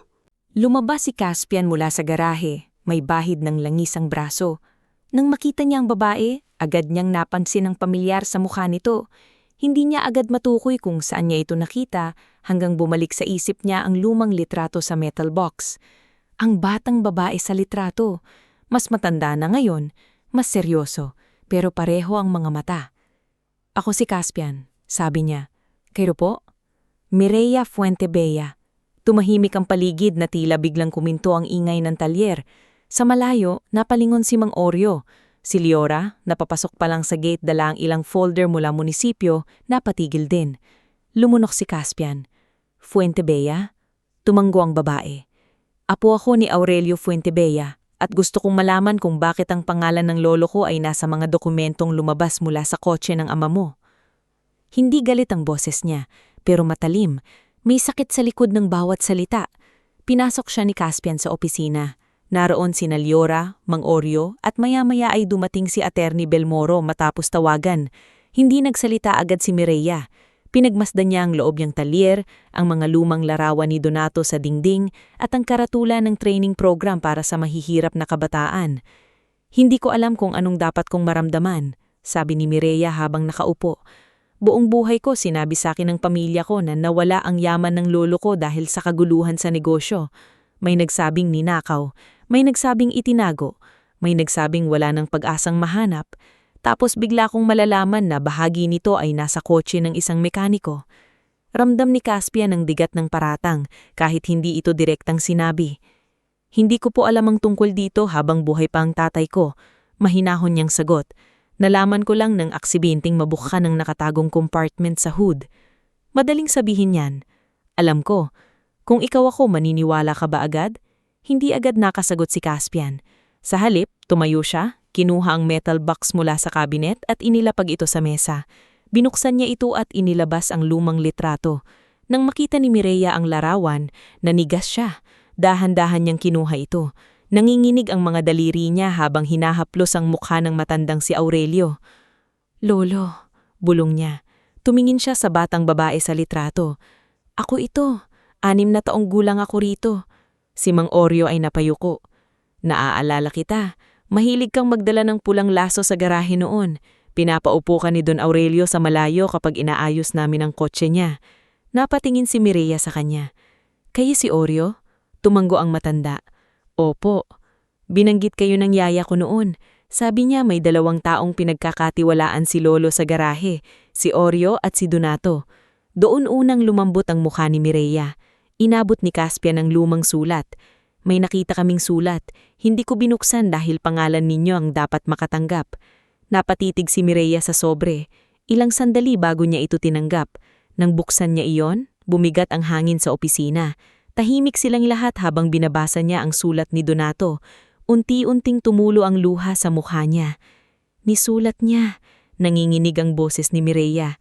Nisulat niya na kung sakaling mahanap ako, ibigay sa akin ang katotohanan, na hindi niya ninakaw ang kayamanan, na ipinagkatiwala ito ng lolo ko dahil may mga taong gustong kunin lahat bago pa mailipat sa legal heirs. Pinapikit ni Caspian, para siyang nabunutan ng tinik at nasugatan ng sabay. Nakakagaang malaman na hindi magnanakaw ang ama niya, pero masakit isipin na buong buhay nitong pinasa ng bigat ng pagdududa ng mag-isa. Ipinagpatuloy ni Mireya ang pagbabasa hanggang makarating siya sa isang bahagi na tila humiwa sa dibdib ni Caspian. Sabi niya, kung isang araw ay mabasa ito ni Caspian, patawarin niya sana ako. Hindi ko sinabi ang lahat dahil bata pa siya noon. Mas gugustuhin kong isipin niyang mahirap lang kami kaysa lumaki siyang hinahabol ng mga taong walang konsensya. Hindi napigiran ni Caspian ang luha. Tumayo siya at lumabas ng opisina. Sumunod si Liora sa kanya. Natagpuan niya ito sa tabi ng lumang asul na kotse na ngayon ay nakatago sa secured area ng garahe. Nakatayo si Caspian sa harap nito, nakapikit, nakasandal ang kamay sa hood. Buong buhay ko, mahinang sabi. Tinanggap kong mahirap kami. Tinanggap kong minamaliit kami. Pero ngayon hindi ko alam kung ano ang mararamdaman ko. Naiintindihan ko kung bakit niya ginawa pero nasasaktan pa rin ako. Lumapit si Liora. Pwedeng mahalin mo siya at masaktan ka sa ginawa niya. Hindi kailangang isa lang ang totoo. Bakit hindi niya ako pinagtiwalaan? Siguro, hindi dahil wala siyang tiwala sa'yo. Baka dahil alam niyang hindi pantas ang mundong haharap sa'yo. Napatingin si Caspian sa kanya. Sa loob ng 1 taon, si Liora ang naging tahimik niyang lakas. Hindi siya nagsasalita para palambutin lang ang sakit. Sinasabi niya ang kailangang marinig ni Caspian kahit minsan masakit iyon. Bumalik sila sa opisina. Doon, mas kalmado ng si Mireya. Hindi na kasing talim ng una ang tingin niya kay Caspian. May dapat kang malaman, sabi niya. Matagal nang lumalapit sa pamilya namin ang pangalan ng Monteclaro. Si Severino Monteclaro, ama ni Ravel, ang huling taong nakausap ng lolo ko bago siya mamatay. Pero walang sapat na ebidensya noon. Natatakot si Ravel sa dokumentong ito, sabi ni Attorney Belmoro. Kaya gusto niyang makuha ang lupa, ang kotse at lahat ng naiwan ni Donato. Hindi lang lupa ang gusto niya, dagdag ni Mireya. Kung mapapatunayan na ninakaw ng pamilya nila ang ari-arian ng lolo ko, maaaring mabuksan muli ang kaso. Malaki ang mawawala sa kanila. Mula noon, naging kakampi si Mireya. Hindi madali ang simula nila ni Caspian. May ilang sandaling bumabalik ang duda niya at may mga sandaling nasasaktan si Caspian kapag nararamdaman niyang tila kailangan pa rin niyang patunayan ang katapatan ng ama niya. Pero pareho silang may isang layunin, mailabas ang katotohanan ng legal at malinis. Nagsimula silang bumuo ng kaso. Si Liora ang nag-ayos ng municipal records, si Attorney Belmoro ang humawak ng legal filings. Si Mireya ang nagbigay ng family documents mula Maynila. Si Mang Oreo ang nagbigay ng salaysay tungkol sa huling mga araw ni Aurelio. Si Kapitana Danica naman ay tumulong upang makuha ang CCTV records at police report ng panununog sa bodega. Habang lumalakas ang kaso, lalong naging desperado si Ravel. Sa opisina nito, galit nitong inihagis ang kopya ng notice mula sa abogado. Kasalanan niyo ito, sabi niya kina Tiberio at Zorion. Sabi ninyo madali lang matatakot ang batang iyan. Hindi namin inakalang mahahanap niya ang Fuentebella, sagot ni Tiberio. Hindi na pwedeng simpleng paninira, malamig na sabi ni Ravel. Kailangan nating sirain ang legal standing niya.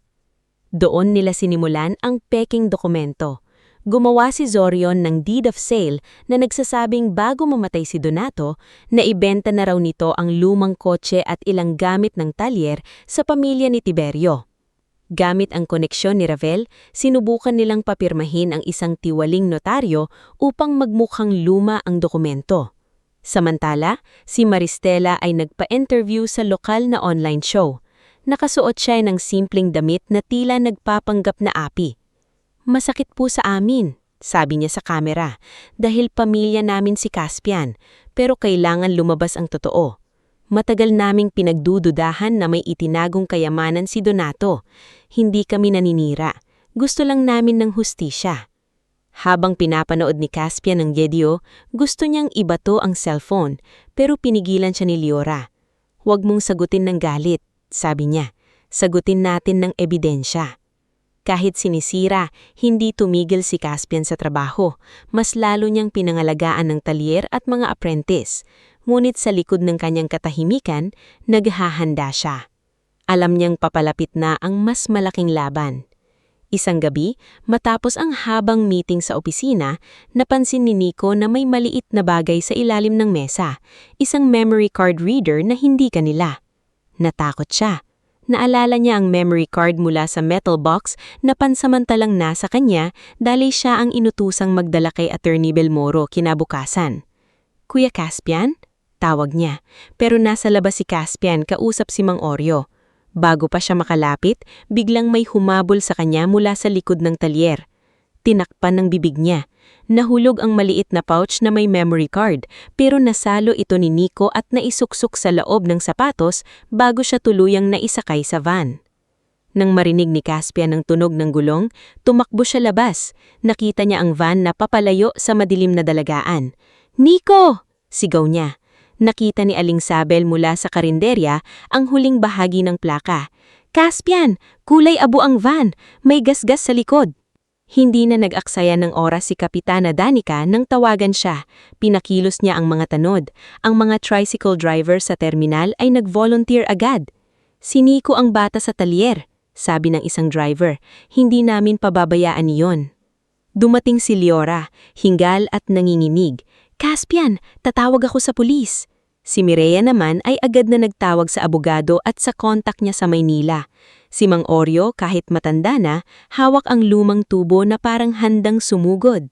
Sa gitna ng kaguluhan, tumayo si Caspian sa harap ng mga taong nagtipon, mga mekaniko, tindera, driver, apprentice, kapitbahay, at mga dating customer ni Donato. Hindi ito laban para sa pera. Sabi niya, pilit pinatatatag ang boses kahit nanginginig sa takot para kay Nico. "Kailangan ko ang tulong niyo." Walang nagdalawang isip. Sa gabing iyon, nakita ni Caspian ang tunay na pamana ni Donato. Hindi lang ang kotse, hindi lang ang ginto, hindi lang ang lihim. Ang tunay na pamana ng ama niya ay ang tiwala ng mga taong minsan nitong tinulungan. Mga taong ngayon ay handang tumayo kasama ng anak nito para iligtas ang isang batang walang kalaban-laban at tapusin ang kasinungalingang matagal nang sumira sa buhay ng maraming tao.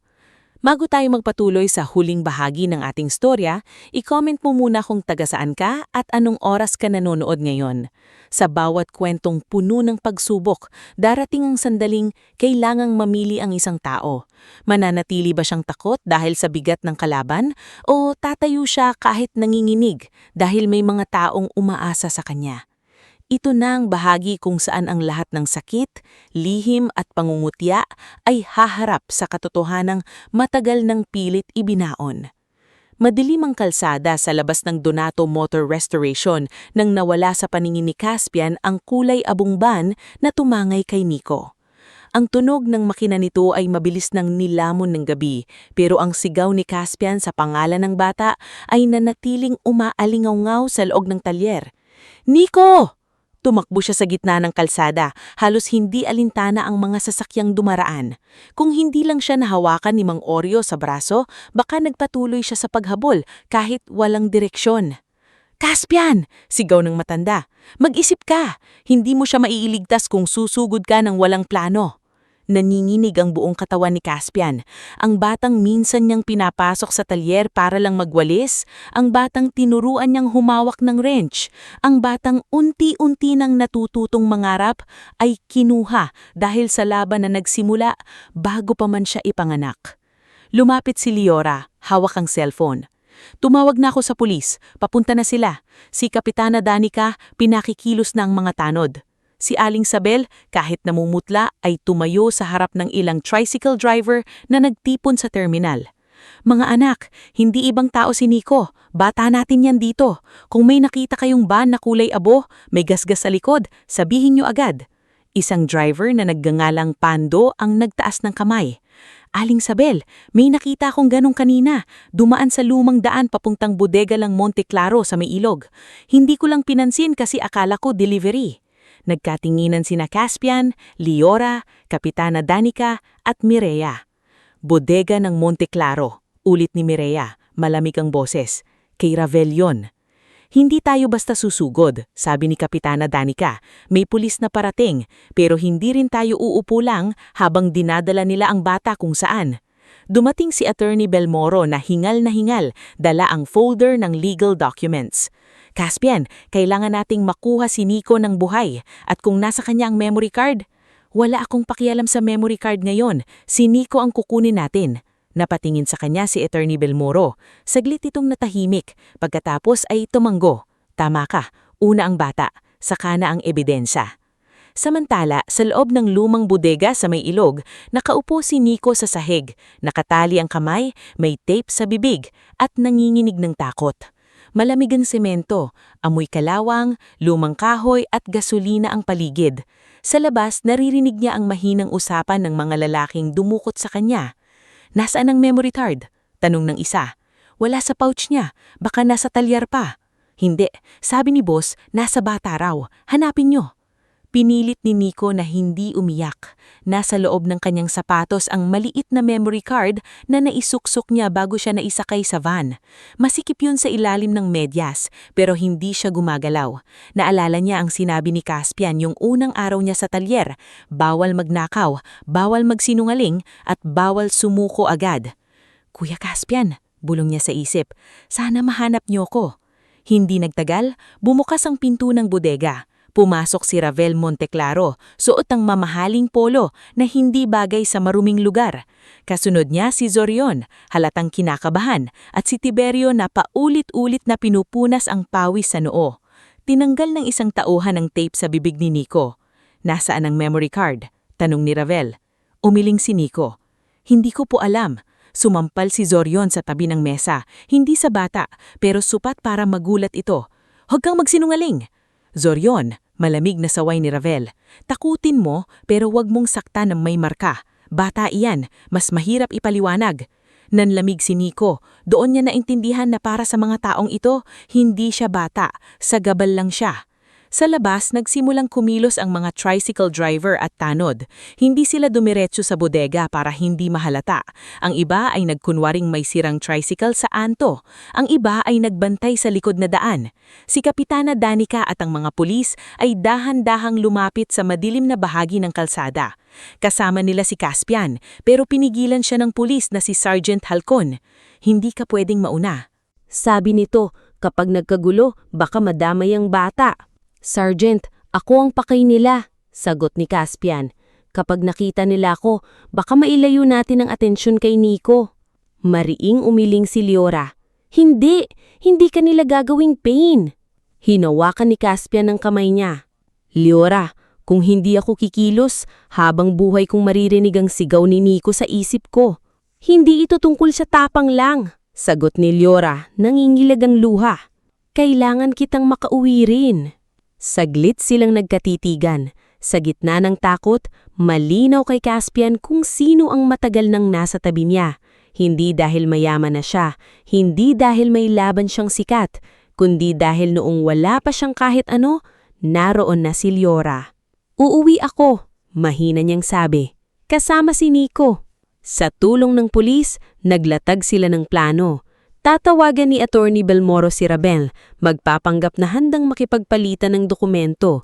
Habang abala ang mga nasa loob, papasok ang pulis sa likod na bahagi ng bodega, kung saan may sirang pader na nakita ng isang tricycle driver noon.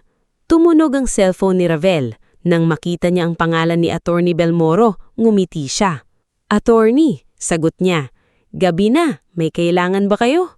Alam namin nasa iyo ang bata. sabi ng abogado, pinipigilan ng galit.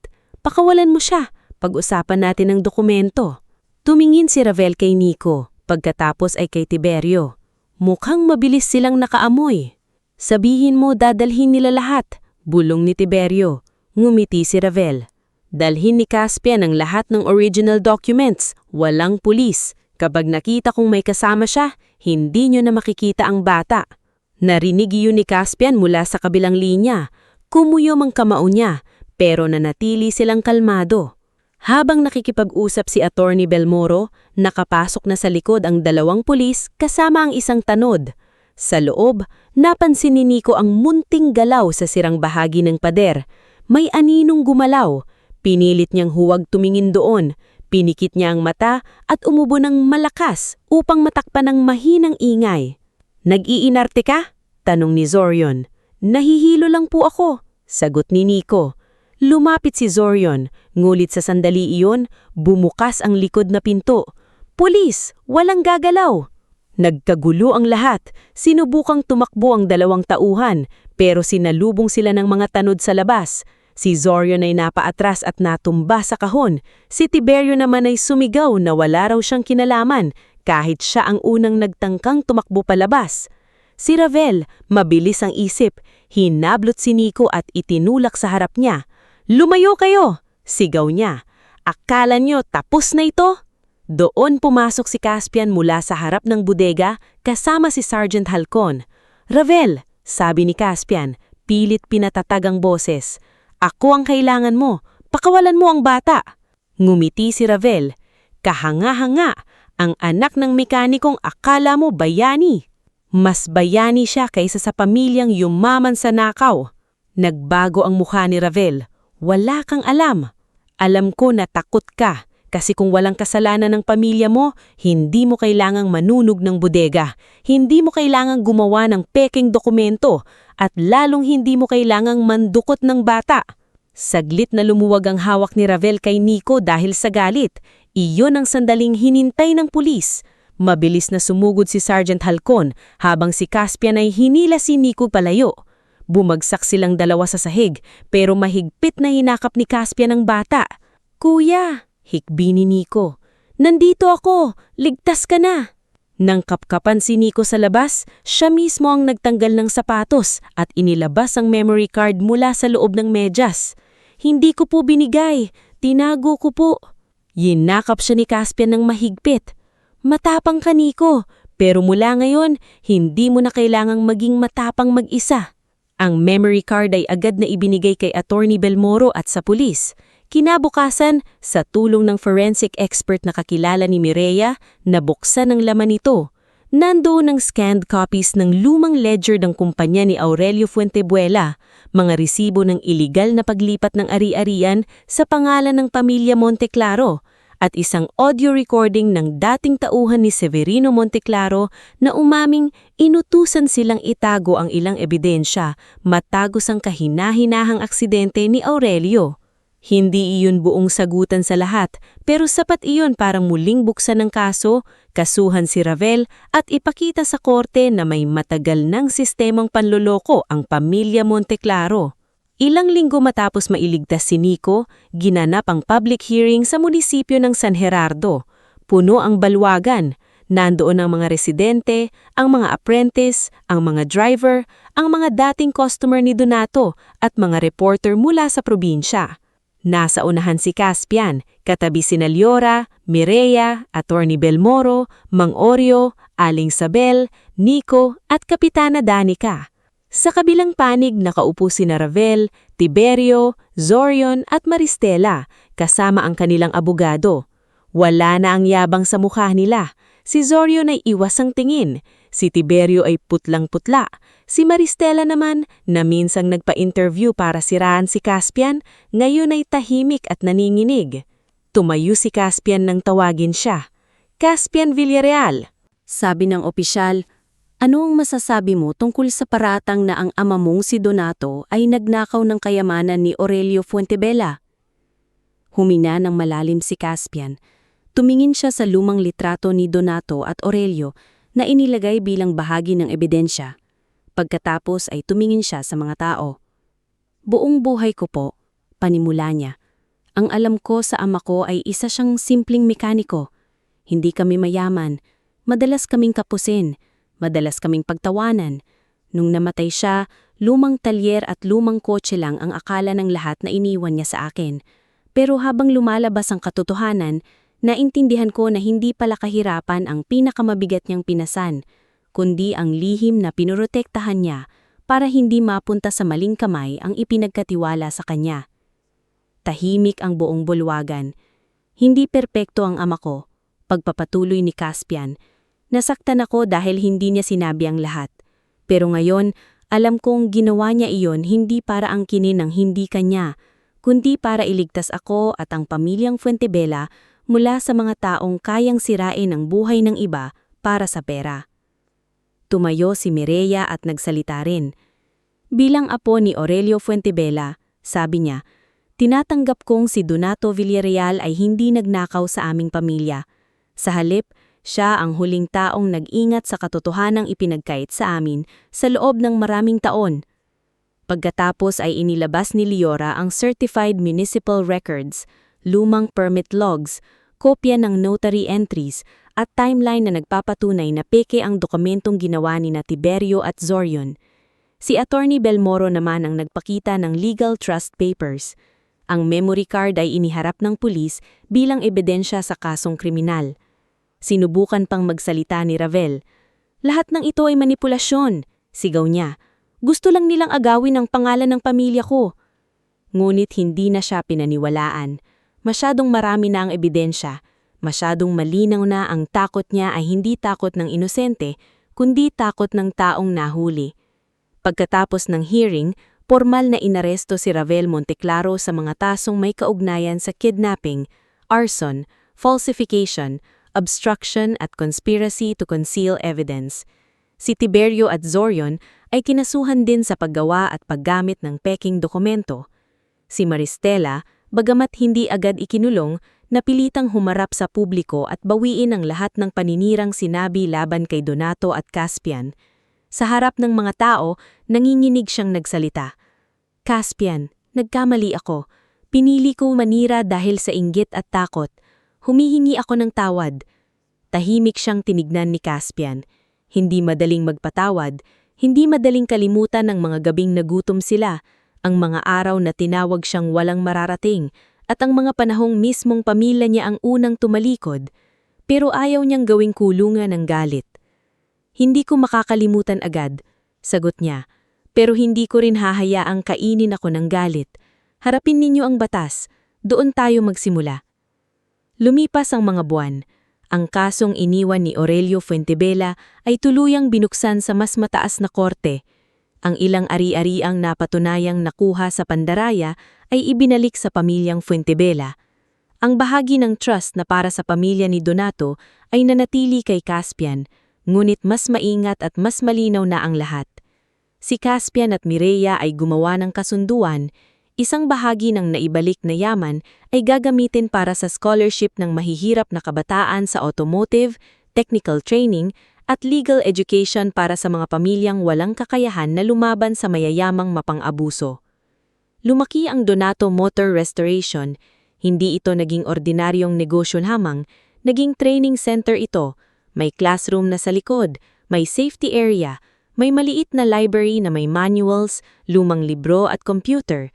Si Mang Oreo ang namamahala sa vintage paint division at kahit masungit pa rin siya minsan, halata sa kanya ang saya tuwing may batang natututong humawak ng brush ng tama.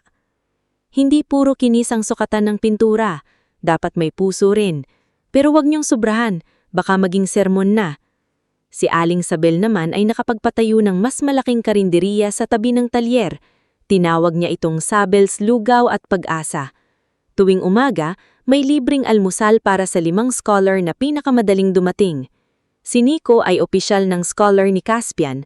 Nag-aaral siya sa umaga, nagsasanay sa hapon, at kapag may bagong batang takot pumasok sa talyer, siya na ang unang lumalapit. Huwag kang kabahan, dati rin akong walang alam, basta makinig ka kay Kuya Caspian. Mahigpit lang sa muka, pero mabait. Si Liora naman ay iniwan ng trabaho sa munisipyo at naging manager ng community programs ng Donato Motor Restoration. Siya ang nag-aasikaso ng scholars, permits, partnerships at mga pamilyang humihingi ng tulong. Sa paglipas ng panahon, hindi na rin itinago ni na Caspian at Liora ang nararamdaman nila para sa isa't isa. Hindi man enggrande ang kanilang pagmamahalan, tahimik itong tumibay sa gitna ng lahat ng pinagdaanan nila. Makalipas ang 3 taon, nagdaos ang San Gerardo ng malaking anibersaryo. Ngunit, iba na ang eksena ngayon. Sa gitna ng plaza, hindi na pinagtatawanan ang lumang asul na kotse. Naandun ito, maayos na maayos, makintab, ngunit hindi binago ang dating kulay. Pinili ni Caspian na panatilihin ang ilang gasgas at lumang marka sa katawan nito bilang alaala ng pinagdaanan. "Bakit hindi mo pina-full repaint?" tanong ni Mireya habang nakangiti. Ngumiti si Caspian. "Kasi kung buburahin ko lahat ng sugat, parang itinanggi ko na rin kung saan kami nagsimula." Sa araw na iyon, inilagay sa gilid ng kotse ang maliit na plaka. Sa alaala ni Donato Villarreal, mekanikong pinili ang katapatan kahit walang pumalakpak. Nasa harap ang buong komunidad. Si Kapitana Danica ang nagbigay ng maikling mensahe. Si Attorney Belmoro, mas matanda na at mas mabagal maglakad, ay nakaupo sa unahan. Si Mang Oreo ay pilit na nagtatago ng luha. Si Aling Sabel ay namimigay ng lugaw kahit sinabihan ng huwag munang magtrabaho. Si Nico ay nakasuot ng malinis na uniform ng training center, proud na proud habang nakatayo sa tabi ng ibang scholars. Lumapit si Caspian sa kotse.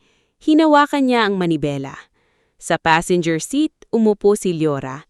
Sa likod, nakasilip si Nico at tumatawa. "Ready na po ba, kuya?" tanong ng bata. Tumingin si Caspian sa harap, sa mga taong minsang naging saksi sa pangungutya at ngayon ay saksi sa pagbangon. Pinaandar niya ang makina. Sa unang pagkakataon, hindi ito umubo, hindi ito pumalya, hindi ito nagreklamo. Malinis ang tunog, buo at matatag. Dahan-dahan nilang pinaikot ang kotse sa plaza. Walang nagyayabang, walang naghihinggitin, may katahimikang puno ng tagumpay. Pagkatapos ng ikot, bumaba si Caspian at lumapit sa lumang karatulang may pangalan ng ama niya. Ilang segundo siyang tumingin doon, habang unti-unting lumalambot ang kanyang mga mata. "Tay," mahina niyang sabi, "matagal ko pong inisip na kotse lang ang iniwan ninyo sa akin. Tapos akala ko ginto at pera pala. Pero ngayon ko lang naintindihan, ang tunay niyong iniwan ay pangalan na hindi nabili, tiwalang hindi nasira, at pagkakataong gamitin ang sakit para tumulong sa iba." Hinawakan ni Liora ang kamay niya. Lumapit si Nico at tumabi sa kanila. Sa paligid, nagpalakpakan ng mga tao. Hindi para sa yaman, kundi para sa pagbangon. At doon, nagtapos ang kwento ng binatang pinagtawanan dahil lumang kotse lang ang pinamana sa anya ng kanyang ama. Dahil sa huli, napatunayan ni Caspian na ang tunay na kayamanan ay hindi lang nakatago sa ilalim ng hood, kundi nasa puso ng taong marunong gumamit ng biyaya para ibalik ang dangal, ituwid ang kasinungalingan, at magbukas ng daan para sa mga taong minsan ding iniwan sa alikabok ng buhay.